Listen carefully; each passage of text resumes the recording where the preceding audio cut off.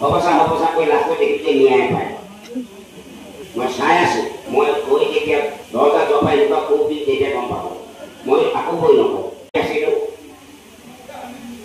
তেতিয়া মই এনেকুৱা দেখা নাছিলোঁ 2001 চনত যেতিয়া গ'লো দেৱপা ঘূৰি আহি ঈদৰ সময়ত যোৰহাটৰ মাছ মজিটোত ইফালে 3 কিলোমিটাৰ ইফালে 3 কিলোমিটাৰ ইফালে 3 কিলোমিটাৰ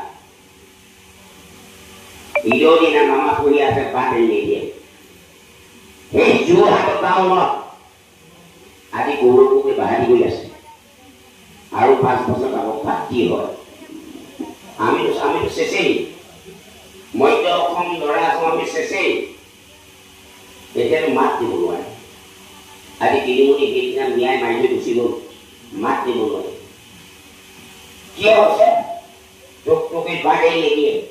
বড়ি বজা গৰু যা বাগেই নিদিয়ে মাছৰ গাড়ী বাগেই নিদিয়ে মানুহক গৰুলি ৰাতিপুৱাৰ পৰা গধূলিলৈকে ৰাতি যা কি হৈছে গোটেই এগ্ৰিকালচাৰ মেচিনবিলাক আমাৰ মানে পাব আৰু বিক্ৰী কৰি দিব